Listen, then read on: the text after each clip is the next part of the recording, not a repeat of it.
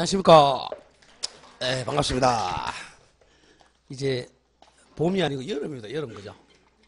요새 뭐 봄, 가을 없으신 것 같아요. 바로 여름입니다. 자, 오늘 또 한번 가보죠. 이제부터는 열심히 공부해야 됩니다. 뭐 지금까지 열심히 했지만은 머리에 남는 건 없죠, 그죠? 지금부터 조금씩 남기면 돼요. 하루에 한 개씩만 남기면 됩니다. 자, 오늘 우리 434페이지가 차례네요. 계약 체결상 과실책임. 자, 지금까지 우리 배운 게 이제 계약의 성립. 오늘 5분 일찍 왔네? 괜찮아요? 5분 따뜻한데 5분 있으면 이제 머리 말리니까, 이제. 제 머리에 대해서 제가 잘합니다. 제가 머리를 한 20년 됐으니까.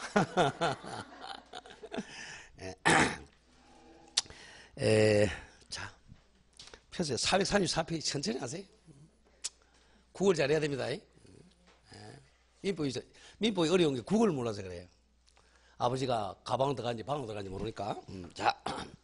자, 계약의 성립 모습 우리가 이제 전문 시간을 봤고요. 1, 2, 3.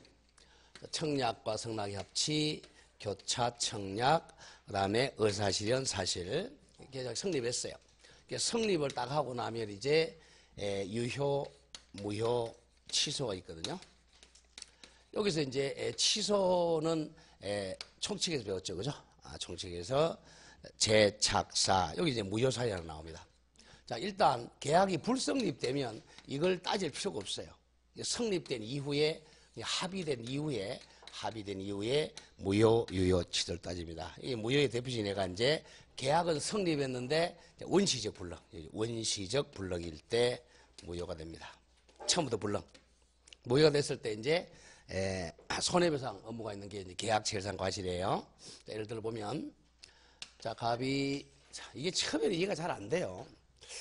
처음에는 자, 1월 1일 날 이 집에 매매 계약을 체결했어요. 매매 계약 성립, 체결됐어요. 성립했는데 사실은 알고 보니까 1월 1일 날 계약을 했는데 이렇게 이 집이 이틀 전에 작년 12월 한 30일 날 이게 화재로 소실되고 없었어요. 이틀 전에 집이 없는 집을 갖다가 이틀 후에 이 집에 대해서 매매 계약을 했다는 거죠. 처음에는 이게 이해가 안 돼요. 아니, 이틀 전에 불이 났는데 왜 그 집을 계약했을까? 처음에 이해가 안 되죠, 그죠?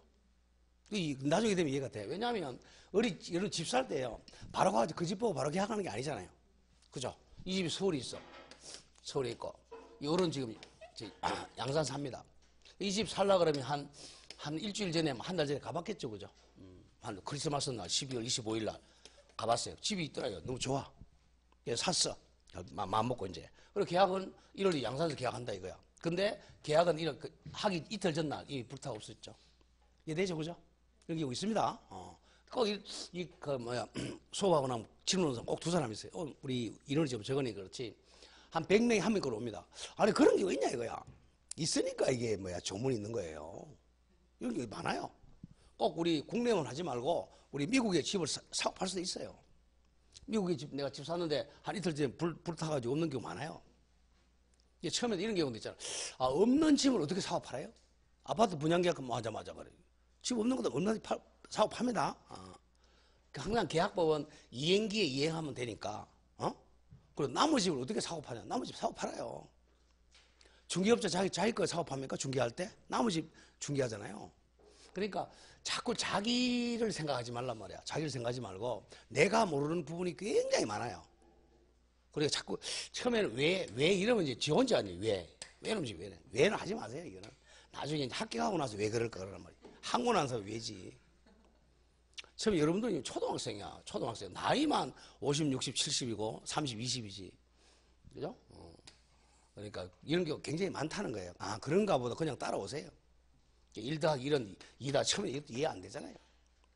나중에 되면 맞아 그랬거든.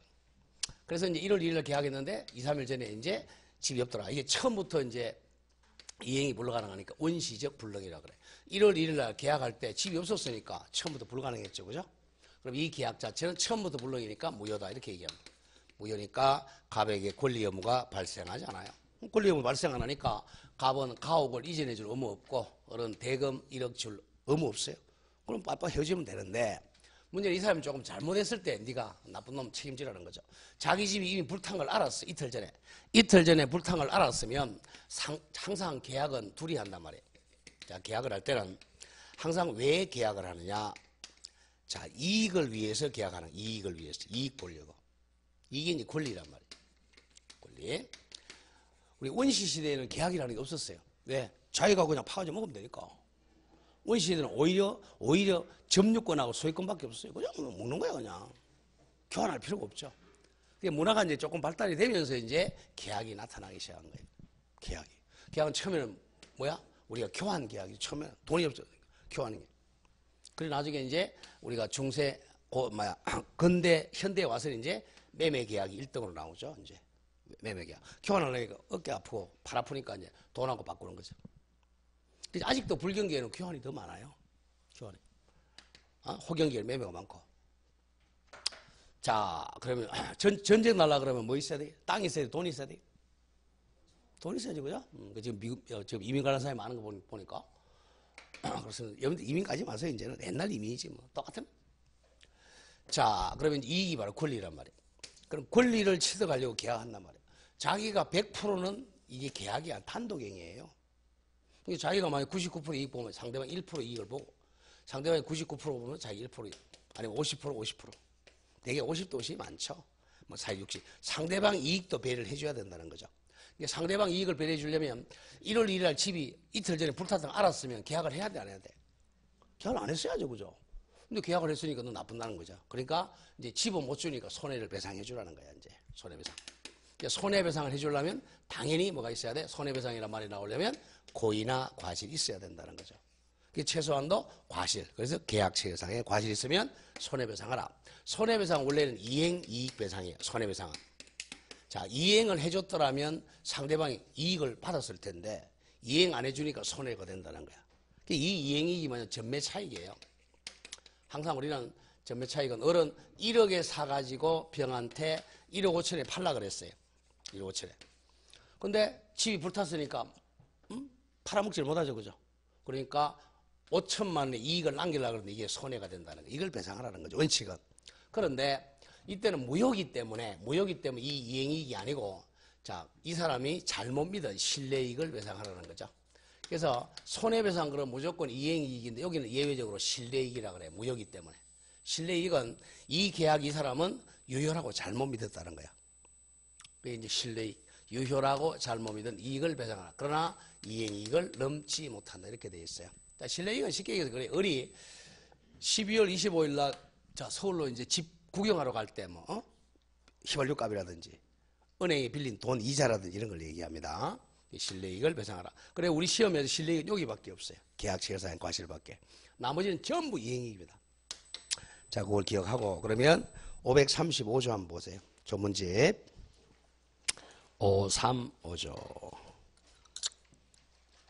찾았습니까? 자, 535조 제목이 뭐죠? 계약 체결상의 과실 뒤에다 책임 넣으면 돼요. 계약 체결 과정에 과실은 당연히 고의가 포함됩니다. 민법에서는 과실이라 그러면 당연히 고의, 즉 악의가 포함된다는 거죠. 자, 제1항 보면 목적이 불능한 계약을, 즉 원시적 불능입니다. 원시적 불능 계약을 체결할 때에 그 원시적 불능을 했거나 알았거나 알 수 있었을 자, 알았다는 것은 악이라는 악이 고의 또는 알 수 있었을 자, 과실 있는 자는 상대방 을이 그 계약에 자 주란 거 보죠. 유효를 믿었음으로 인하여 받은 손해 이게 이제 실내이익이라는 거야. 유효라고 실내이익 손해를 배상하여야 한다. 그러나 그 손해배상액은 계약이 유효함으로 인하여 생길 이익액 이걸 이행이익이라고 해요. 이행이익을 넘지 못한다. 손해배상은 원칙은 실내이익을 배상합니다. 그러나 아무리 많아도 뭘 넘을 수가 없다? 이행이익을 넘지 못합니다. 이행이익이 한도라는 거예요. 제2항 전항 규정 그러면 제목으로 바꿔 읽으면 돼.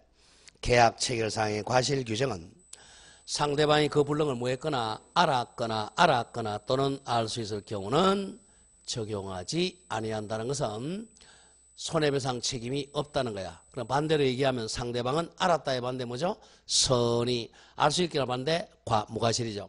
선이 무과실의 경우에만 상대방에게 손해배상 해줘야 됩니다. 자, 그러면 요건 갑니다.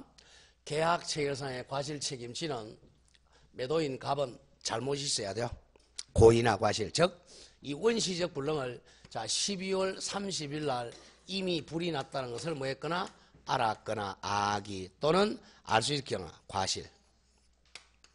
자는 아무것도 모르고 있는 집이 불탔다는 것을 모르고 선의 앤더 무과실 상대방에게 실내이익을 배상하라 이거죠.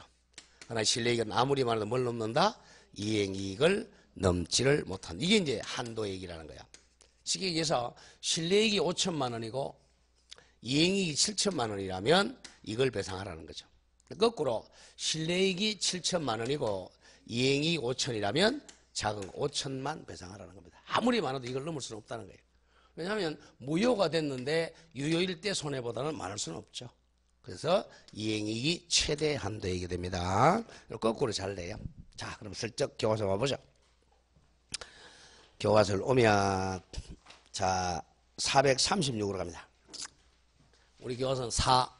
원시적 불능에서만 계약 체결상의 과실책이 발생합니다. 자 1의 갑니다. 535조 관련 밑에 원시적 불능으로 계약이 무효인 경우에 무효인 경우에 그 불능한 급부를 이행할 자 갑은 계약의 무효로 상대방 의리받은 손해배상 의무가 있다. 조금 전에 얘기한 거죠. 근데 이미 12월 28일 날, 30일 날 화재로 소멸한 주택을 1월 1일 날 매매 팔기로 약속한 매도인 갑은 매수인 을이 받은 손해에 대해서 책임이 있다. 요건 갑니다. 1. 계약이 바로 원시적 불능으로 무효가 돼야 됩니다. 계약이 원시적 불능이야. 불능은 당연히 객관적 불능만 불능입니다. 주관적 불능은 지 혼자 불능이니까 불능이 아니에요. 객관적으로 불능이 돼야 돼. 원시적 불능이 돼야 돼요. 후발적 불능이 아니다.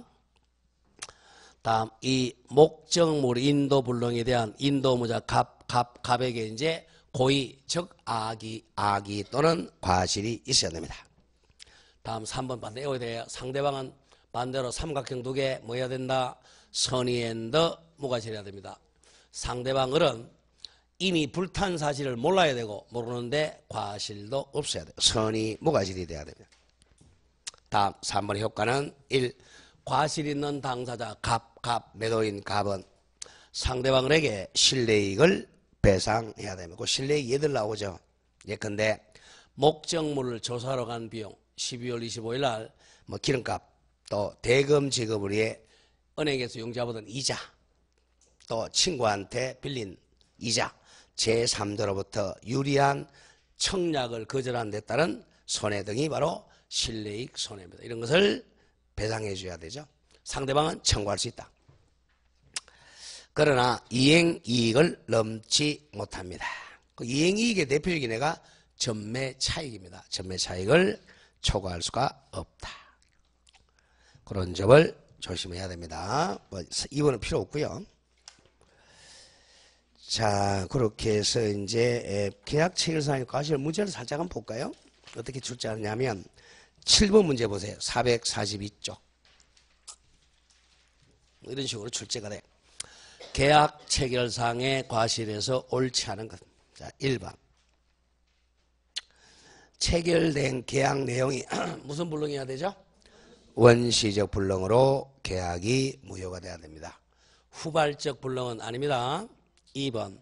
손해배상 범위는 계약이 유효함으로 인하여 생길 이익액, 이행이익을 넘지 못한다. 정하고 3번. 과실 있는 당사자 갑은 상대방의 계약의 유효를 믿었음으로 받은 손해, 즉 실내이익을 배상해야 한다.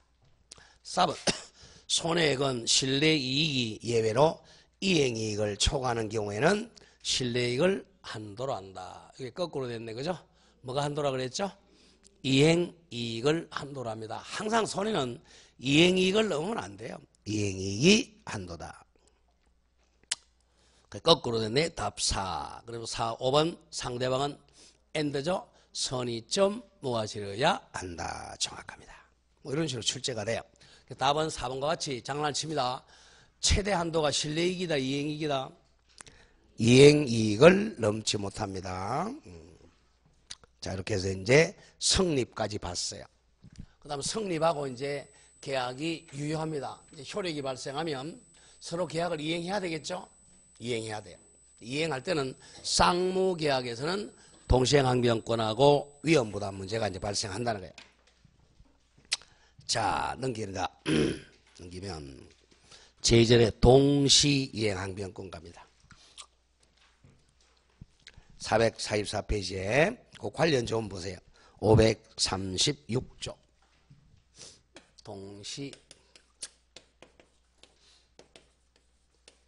자, 항변이라는 것은 항변. 이게 우리가 옛날 무성 영화 때 이제 변사를 말로 하는 걸 변이라고 변론. 우리가 소송 들어가면 다 말로 하잖아요. 변론이라고 하면 변론. 말로 구두로 하는 거죠. 구두, 그래서 구두 변론이라고 합니다. 소송 들어가면. 오늘 뭐, 뭡니까. 박근혜 전 대통령 뭐, 공개한다 그러잖아요. 그 입으로 하는 거 판단을. 그게 이제 변론이 말하는 게. 전부 일본 말입니다, 이거.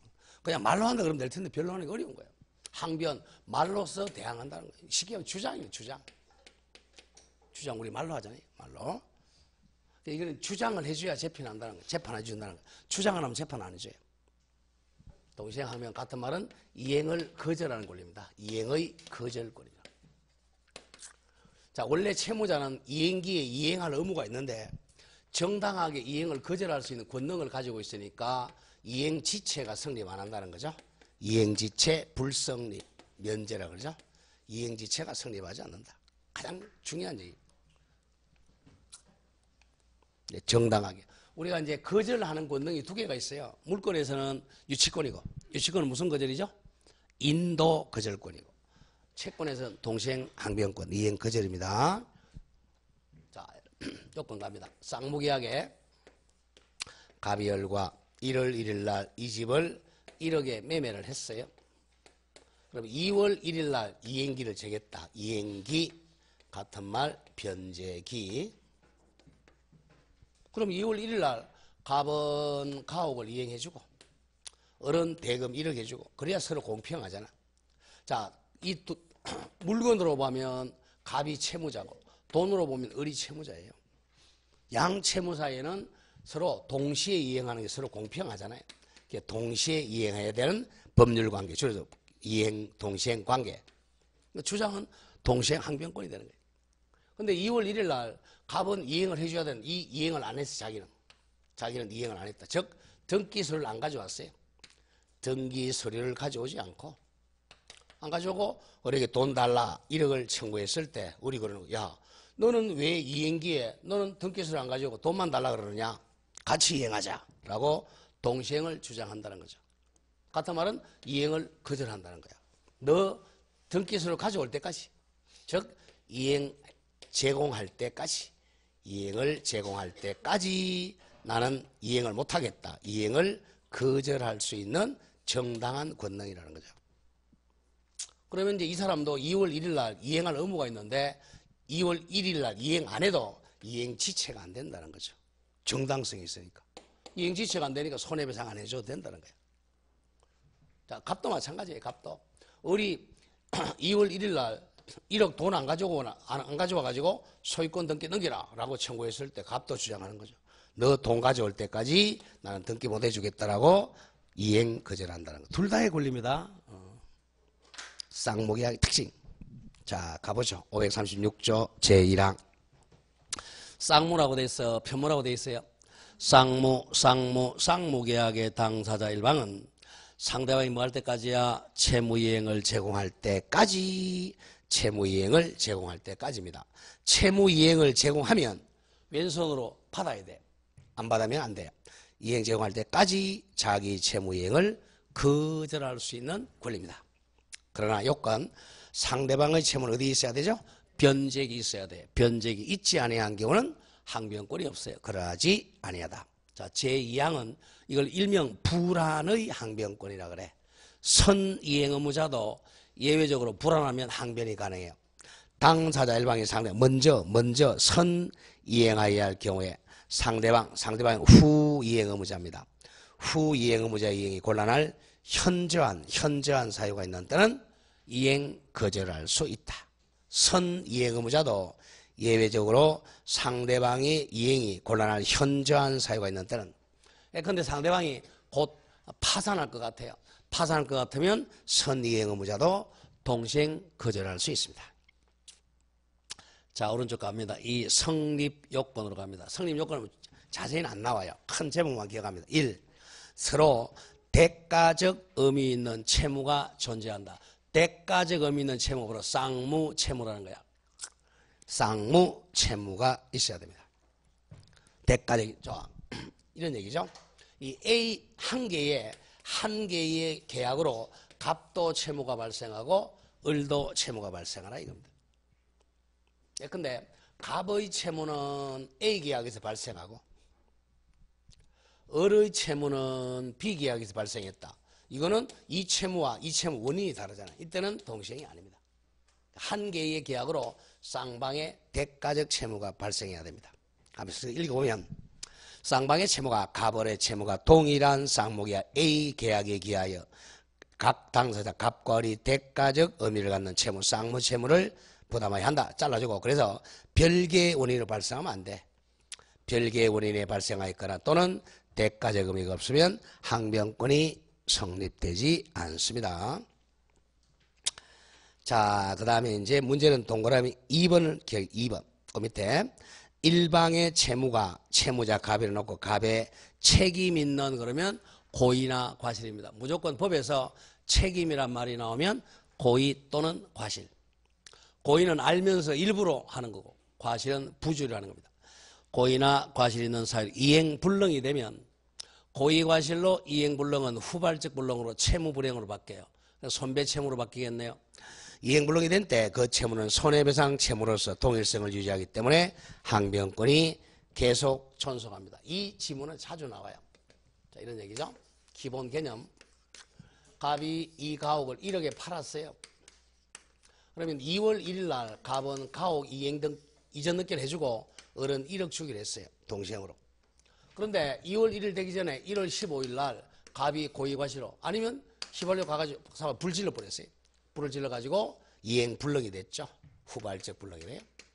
얘한테 고의과실이 있으면 원래 가옥 채무가 이제 손해배상 채무로 바뀌어요. 손해배상은 당연히 돈으로 주는 거죠. 손해배상 채무. 이 손해배상 채무와 대금 1억 채무는 동시 이행관계가 있다는 겁니다. 다음 가령 2번에 상대방의 채무가 당연히 변제액이 있어야 돼요. 상대방의 채무는 변제액이 있으면서 이행 제공을 안 해야 돼요. 그래서 동그라미 2번 요걸 자주 나오죠. 동그라미 2번 선 먼저 이행 의무자가 이행하지 않고 있는 동안 상대방이 뭐라 후 이행 의무자입니다. 후 이행 의무자의 채무가 이행기에 달했네요. 이행기에 달했으니까 선이행 의무자도 동시행 항변권을 주장할 수 있다. 이 질문은 기억해야 돼요. 원래 선이행 의무자는 동시행 항변권이 없죠. 먼저 이행해야 되잖아. 예외가 있다는 거죠. 예외. 저 밑에 판례 보세요. 대표적인 판례입니다. 판례학습. 요거는 뭐 2, 3년에 한 문제 꼭 나와요. 매수인을 을이라고 놓고 매수인 을이 먼저 선자 선이행해야 할 중도금 지급을 하지 아니한 채.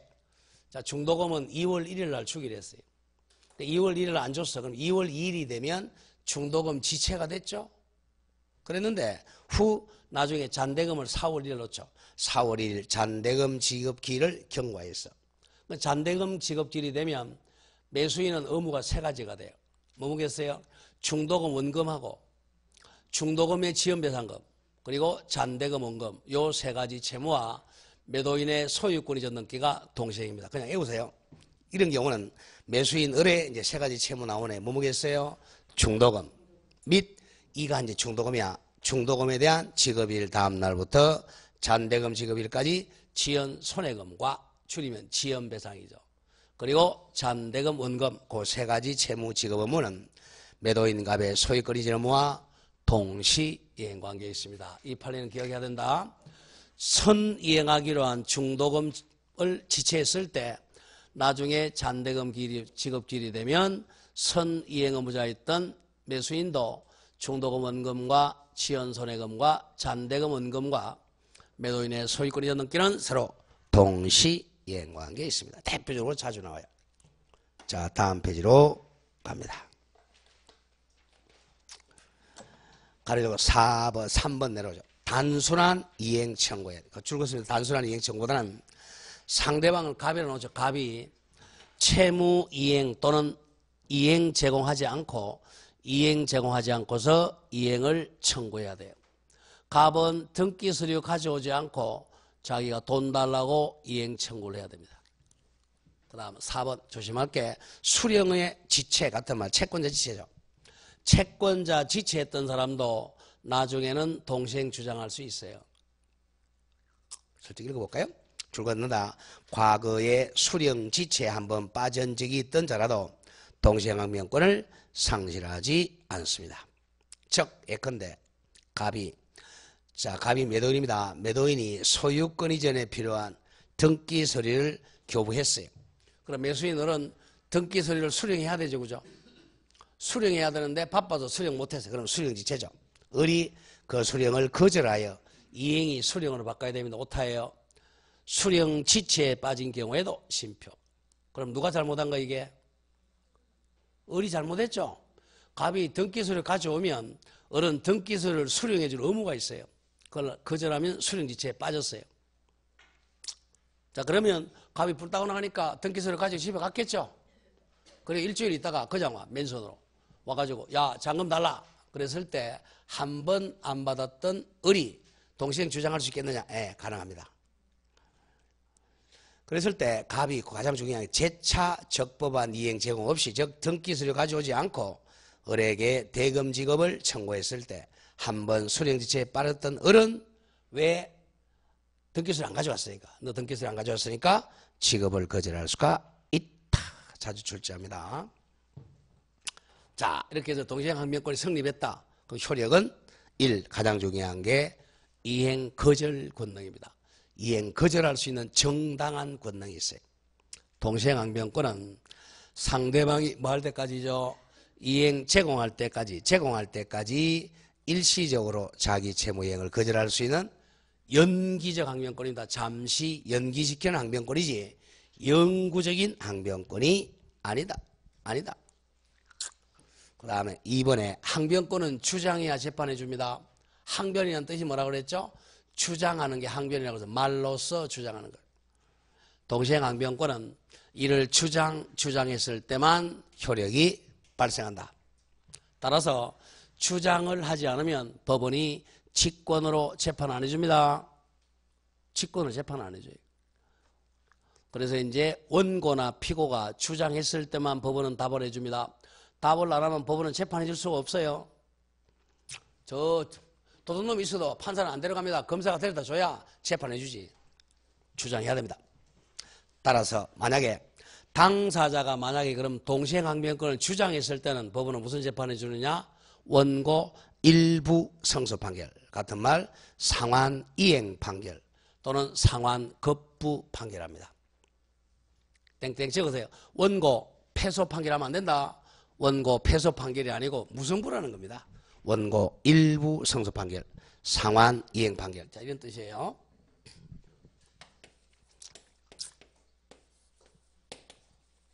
자, 갑이 등기 서류 안 가져왔어요. 그러니까 을이 1억을 거절하고 있습니다. 자, 갑이 원고가 소송했어요. 원고. 피고는 원고에게 금 1억 원을 지급하라 라고 소송했습니다. 판사가 물었어요. 피고, 당신들 이거 계약한 거 있냐? 계약, 예. 너 왜 돈 안 주냐? 아니, 판사님은요, 얘가 등기서류 안 가져오니까 돈 안 줍니다 라고 주장했어요. 나는 동시행을 항변합니다. 그런 말 필요 없어요. 법률용어 쓸 필요가 없습니다. 법원에 가서는. 왜 우리는 국민은 법 모르잖아요. 사실만 해요. 교회 다니시면서 할 거야. 너는 사실을 말하라. 그럼 나는 권리를 주리라. 그죠? 고하라. 그러면 열릴 것이다 이거예요. 영어 참 이게 법인 거야. 너는 사실만 말하면 돼. 사실. 그냥 뭐 나는 뭐 얘가 등기소리 안 가지고 돈 안 주고 있습니다. 이러면 돼요. 동시행 항변합니다. 그런 말 필요 없어요. 무식하게. 그럼 얘가 동시행 주장하는구나. 그러면 이제 이렇게 나옵니다. 원고야, 너 원고는 피고에게 이전 등기를 이행하라. and 그와 상환으로 이제 상환 서로 교환하 이런 말. 상환해가지고 피고는 금 1억 원을 지급하라. 이렇게 상환 이행 상환 같은 말이 급부 판결. 이행 급부 상환 급부 판결 같은 말이 이행 급부. 그러니까 이쪽에서는 뭐야 피고가 이기는 거죠. 이쪽에 원고가 이기는 거죠. 원고 일부 성소 판결 상환 거부 판결해야지. 원고의 청구를 기각한다 그러면 안 돼요. 그래서 원고 패소가 아니라 기각 판결하면 안 되고 무승부라는 거죠. 그럼 무승부 판결이에요. 그러면 이제 집행관에 가서 집행을 할 때 원고한테 가서 등기서류 가져오고 피고한테 갖다 주고 피고가 돈 주고 이 다음에 돈 받아서 갖다 준다는 거죠. 집행할 때 무승부 판결이에요 사실. 무승부 판결합니다. 다음 3번이 가장 중요하죠. 이행지체가 불성립 같은 말 저지죠. 이행지체가 성립하지 않고 이자도 줄 필요가 없죠. 정당한 거절 권능이니까. 그리고 자동채권으로 상기할 수가 없습니다. 자동채권이 뭐냐는 아직 몰라도 좋아요. 나중에 문제풀이가 자세히 하도록 하고 자동채권만 해도 10분 걸립니다. 얘기하려면. 자동채권은 뭐 하지 못한다? 상계하지 못한다. 그렇게만 기억하지 일단. 그 다음 5번에 이행지체 책임이 성립되지 않는데 상대방에게 이행지체를 시키려면 이행제공을 해줘야 돼. 이행제공. 가죠. 상대방에게 이행지체 즉 지연손해배상 책임을 지우기 위해서는 자신의 이행제공을 계속 제공해야 됩니다. 계속 이행제공을 해야 한다. 자 그렇게 정리를 하고 이제 동시행항변권 마치고 4번 애호로 갑니다. 단순범위 인정범위 오히려 이런 걸 많이 내죠. 1번에 민법에 명문 규정이 있는 경우. 자 1번 우리 대개 동시행항변권 원상회복할 때 동시행입니다. 갑도 원상회복, 을도 원상회복. 대개 권리가 소멸되면 원상회복해 줘야죠. 그게 1번입니다. 전세권이 소멸했을 때 그냥 애우지 말고요. 애우려고 자꾸 그러지 마. 전세권이 소멸하면 돌려줘야 돼요. 그죠? 전세권자는 뭐 돌려줘야 돼요? 전세권자는? 전세권 말소등기 해줘야 되잖아. 전세권 말소해주고 전세 목적물 반환해줘야 되죠? 그 두 가지 의무하고 집주인은 설정자는 뭐 돌려줘야 돼? 전세금 돌려줘야죠? 전세금 반환. 그게 서로 동시행이에요. 그게 1번 얘기고 그 다음에 계약이 해제됐을 때 다음 시간에 배우겠는데 해제하면 서로 원상회복 의무하고 손해배상 의무가 서로 동시이행입니다. 그 두 개 가장 많이 나오고 그 다음 2번이야 3번이다. 3번 매도인의 담보책임에서 해제하게 되면 해제는 당연히 동시행이죠. 해제하게 되면 원상회복 의무와 손해배상에서 동시이행입니다. 3번하고 4번을 지우세요. 우리 시험 범위가 아닙니다. 오른쪽에 2 민특법에서 동시행이 자 1 주택임대차가 만료되면 또 돌려줘야 되잖아요. 그죠? 임대인은 뭐 돌려줘야 되죠? 임대인은 보증금 반환해 줘야죠. 임차인은 뭐 돌려줘야 돼? 목적물 반환하면 그게 동시행이에요. 그 다음 2번 가등기 담보에서는 3단계에서 상단계에서 청산금 지급과 등기전 의무가 서로 동시이행입니다. 그 다음 출제는 3번으로 많이 냅니다. 판례가 인정하는 경우 판례.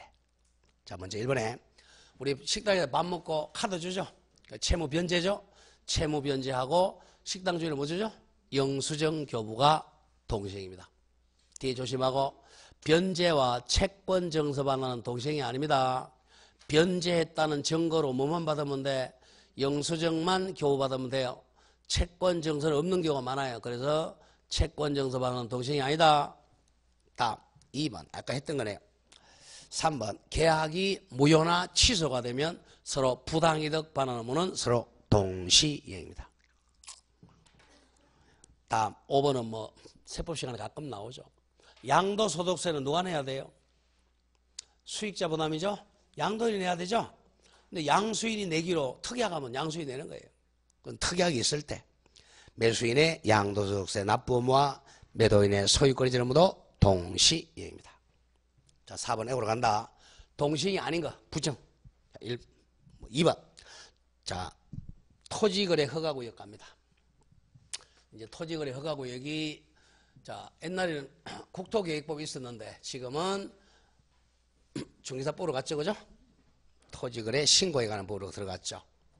여기가 토지거래 허가구역이에요. 토지거래 허가구역에서는 허가받기 전까지는 매매나 지상권 계약 아직은 유동적 무효죠. 그러면 이제 관할관청에 가서 허가를 받아야 됩니다.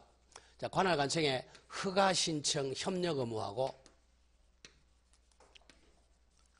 이게 선이행이죠.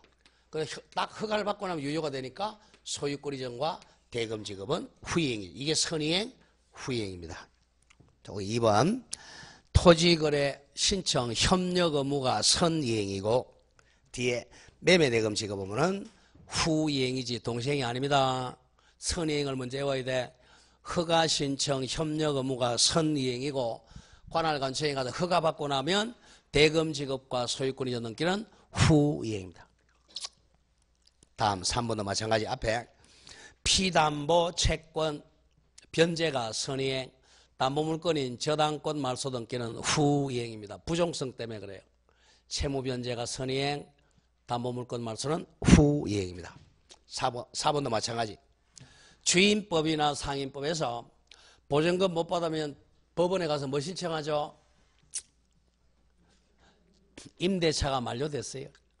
임차인이 보증금 못 받았다. 빨리 법원에 뛰어가서 무슨 신청해야 돼? 임차권 등기명령 신청해야죠. 네, 그래서 이제 임차권 등기를 했어요. 그랬을 때는 임차보증금 반환이 선이행이고 임차권 등기 말소가 후이행입니다. 구별해야 돼요. 동시행이 아니에요. 뭐가 선이행이라고? 보증금 반환이 선이행이고 임차권 등기 말소가 후이행입니다. 5번도 마찬가지죠. 채무 변제를 담보하기 위해서 저당권 등기를 하지 않고 소유권 이전 등기했어요. 이게 무슨 담보죠? 양도담보죠. 양도담보권이 설정되면 나중에 채무 변제가 선이행이고 양도담보인 소유권 이전 등기 말소가 후이행입니다. 무조건 채무담보란 개념이 나오면 채무 변제가 선이행, 담보권 말소는 후이행입니다. 부종성 때문에 그래요. 자, 그런 걸 많이 냅니다. 자, 다음 암출제된 확인학습 가보자. 동시행항변권 틀리가. 자, 무조건 그 계약법은 임의규정입니다. 임의규정의 뜻이 뭐죠? 특약으로 이 법조문을 배제할 수 있다는 거예요. 특약이 우선한다는 거예요. 특약이 더 우선한다. 왜? 계약이 바로 법이야. 계약으로 법을 안 만드니까 국회에서 임의적으로 만들어준 거예요. 자, 가보죠. 1. 동시이행항변권도 임의규정이니까 배제하는 당사의 특약은 당연히 뭐하다? 유효하다.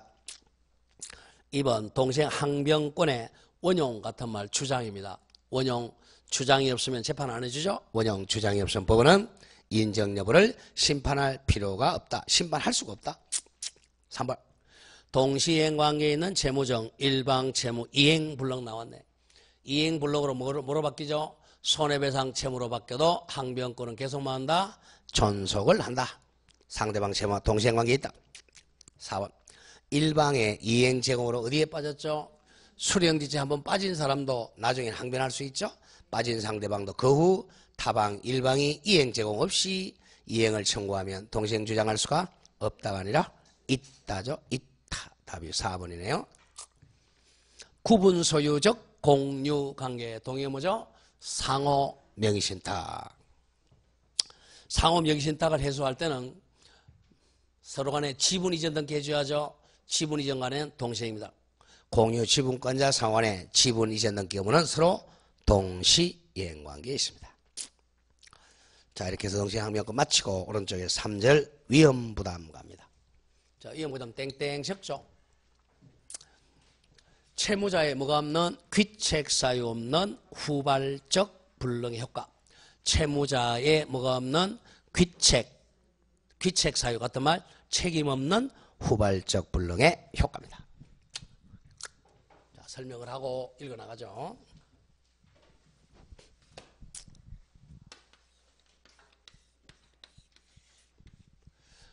자, 갑이 이제 1월 1일 날 이 집을 매매했어요. 아까 원시적 불능은 12월 28일 날 가옥이 소실되면 계약이 무효가 돼. 원시적 불능.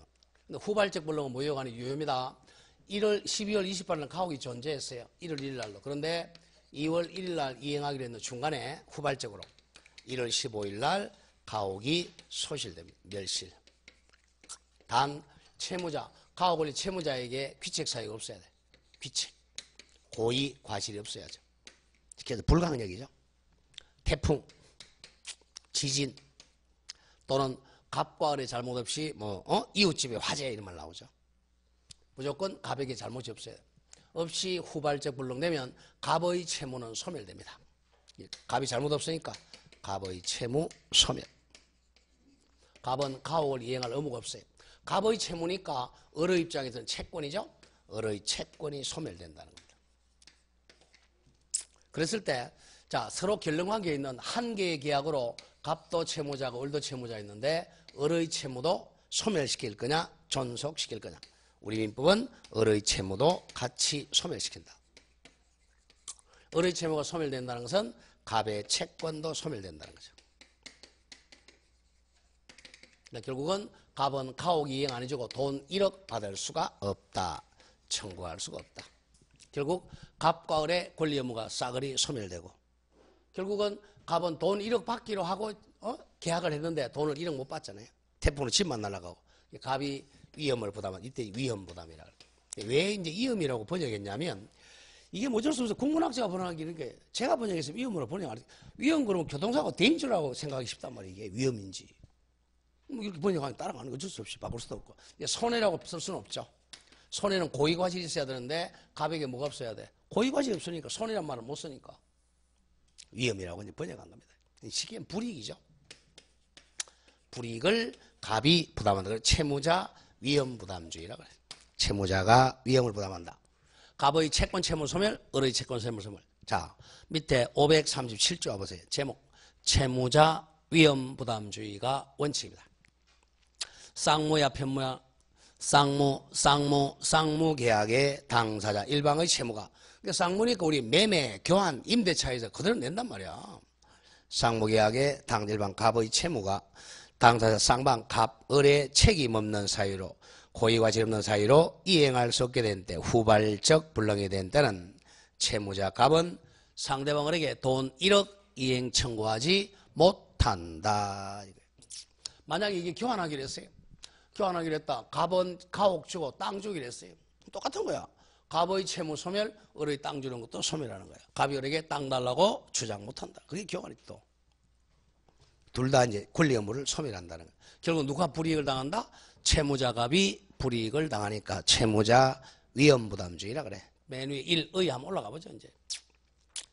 쌍무계약의 일방의 채무가 갑의 채무가 채무자 갑의 책임 없는 사유 귀책 사유 없는 고의과실 없이 후발적 불능, 태풍, 지진, 이웃집의 화재 등으로 소실한 경우 그에 대항하는 상대방 을의 채무가 소멸이냐 존속이냐 문제를 위험부담 문제라 그래요. 예컨대를 A, B를 갑으로 바꾸면 됩니다. 갑과 을 사이에 주택매매계약 체결했는데 이웃집의 화재 출긋고 이웃집의 화재 또는 태풍, 지진, 폭설 등으로 우연히 주택이 소실됐을 때 매도인 갑이 매매 목적물 인도와 등기전을 이행할 수 없게 된 때 매수인 을의 대금 지급 채무가 소멸하느냐 그러면 채무자 위험부담 또는 존속하느냐 채권자 위험부담 문제입니다. 위험은 대가 위험을 넣어요. 자, 위험은 이거죠. 반대급부 같은 말. 이 1억 못 받는 이게 반대급부잖아. 반대급부 같은 말 대가죠. 대가의 위험을 누가 부담하느냐? 우리 민법은 채무자 위험부담. 자, 예외 갑니다. 자, 한 장 넘겨보세요. 예외 채권자 위험부담은 538조입니다. 자, 가보죠. 설명하고 예외적으로. 이번에는 채무자에게는 잘못이 없어요. 무조건 위험부담은 채무자에게는 귀책사유가 없어야 돼요. 그리고 채권자도 귀책사유가 없으면 채무자 위험부담. 그러니까 둘 다 잘못이 없다. 태풍, 지진, 이웃집 화재 그러면 채무자 위험부담입니다. 근데 채무자에게는 잘못이 없는데 채권자가 잘못 있다. 이때 책임이 있다. 이때는 채권자가 위험을 부담하라는 거예요, 사실은. 채권자 책임이 두 개예요. 이 두 개 중에 한 개. 이때는 갑의 채무는 소멸되고 을에게 돈 1억을 청구할 수 있다는 거죠. 그래, 갑의 채무는 소멸, 을의 채무는 존속한다는 거죠. 근데 이제 을이 수령지체를 했어요. 수령지체 자체가 을의 잘못이잖아요. 자, 갑이 예컨대 2월 1일 날 등기서를 가져왔어요. 그럼 등기서를 받아가지고 등기를 했었어야 되는데 등기서를 안 받으니 가져가 버렸어요. 가져가니까 수령지체 중에 2월 한 3일 날 후발적 불능으로 소실했죠. 그럼 이제 을이 잘못했잖아요. 그죠? 그럼 갑은 채무는 소멸하면서 을에게 1억 청구할 수 있습니다. 두 번째는 을이 한 중간에 1월 15일 날 을이 고의과실로 불질러 버렸죠. 고의가 불질렀을 때는 을이 이제 1억 주라는 거죠. 이같이 을에게 책임 있는 사유로 후발적 불능되거나 수령지체 중 불능된 이 두 가지는 채권자 위험부담. 조금 한번 보죠. 538조. 제1항 쌍무계약의 당사자 일방 갑의 채무가 첫째 채권자 을의 책임 있는 사유 고의과실로 후발적 불능된 때는 채무자 갑은 상대방 을에게 1억 이행 청구할 수 있다. 두 번째, 채권자 수령지체 중 당사자 쌍방의 책임 없는 사유로 이행할 수 없게 돼도 같다. 제2항은 부당이득은 반환해야죠. 당연히. 전항의 경우 부당이득의 경우 자, 이거는 전항은 채권자 위험부담의 경우에 채무자 갑은 자기 채무를 면함으로써 이익을 받은 때는 부당이득은 채권자에게 상환해야 됩니다. 무조건 부당이득은 상환해야 됩니다. 채무자 위험부담이든 채권 똑같아요. 자, 채권자 위험부담에서 한번 볼까요? 예컨대 을이 이제 갑한테 만약에 중도금을 한 5천만 원 주고 있다고 하죠. 중도금을 5천만 원 받았는데 1월 10일 날 받았어요. 근데 1월 15일 날 태풍, 지진, 이웃집안으로 소실돼 버렸어요. 그러면 5천만 원을 갑이 가져야 되느냐 돌려줘야 되느냐 이거죠. 원래 채무자 위험부담이니까 갑의 채권 채무가 소멸했죠. 그럼 돈을 5천 받아야 돼, 안 받아야 돼요? 이거 안 받아야 할 돈이죠. 안 받을 때는 받아서 이게 뭐가 돼? 부당이득이잖아. 부당이득으로 반환해 줘야 돼. 우리 법 무조건 부당이득은 반환해 줘야 돼. 중도금을 받았다면 부당이득으로 반환해 줘야 됩니다. 뭐 2배 반환하는 게 아니고요. 자, 그러면 슬쩍 왼쪽에 1 원칙 갑니다. 채무자 위험부담이죠. 민법 제537조 왼쪽 메뉴 1. 넌 쌍무계약의 당사자 일방 갑의 채무가 쌍방의 책임 없는 사유로 이행할 수 없게 된 때는 채무자 갑은 원칙적으로 채무를 면한다 같은 말 채무가 소멸한다 면하고 상대방에게 반대급부 1억 청구권도 소멸한다. 그래서 채무자 위험부담주의가 원칙입니다. 1요건에서 자 귀책사유 없는 채무자로 직접 채무자의 귀책사유 없는 불능 앞에 후발적 불능이 돼야 됩니다. 채무자의 귀책사유 없는 물론 후발적 불능이 돼야 됩니다. 그 다음에 이번에 바로 나오네 그죠? 후발적 불능만 위험부담입니다. 아까 했지만 원시적 불능은 위험부담이 아니라 뭐였죠? 계약 체결상 과실책임이었죠. 구별 잘해야 돼요. 다음 3번의 효과는 1. 대가 청구권 1억 청구권이 소멸합니다. 채무자 갑은 급부 가혹 인도 채무를 소멸하는 대신 반대급부 1억 청구할 수가 없다. 이번 대상 청구권이 이겁니다. 자, 대상 청구는 말이 좀 그런데 대상은 불능의 대신해서 대신해서 상환을 청구하는 걸 대상 청구권이라 그래. 대신 상환 청구하는 것. 예를 한번 들어보죠. 시험에 한 2번 나왔는데 대상. 예컨대 1월 1일 날 이 땅을 1억에 팔았어요. 2월 1일 이행하기로 했는데 요게 1월 15일 날 국가가 수용을 했어요. 국가 수용하죠. 자, 수용하면 이제 과거에는 토지 수용보상법이라 그랬는데 지금 이름이 바뀌었죠. 공공연지 취득 및 보상에 관한 문제 줄여서 공취법이라 그래요. 공공취득의 공취법. 공시법에 의해서 수용보상금을 지급해야 돼. 그러면 이제 이 땅은 누구 땅이 됐죠? 국가를 A라고 하죠. A 국가가 소유자가 됐고, 갑은 이 가옥이 이제 이행불능이 땅이 이행불능 됐죠?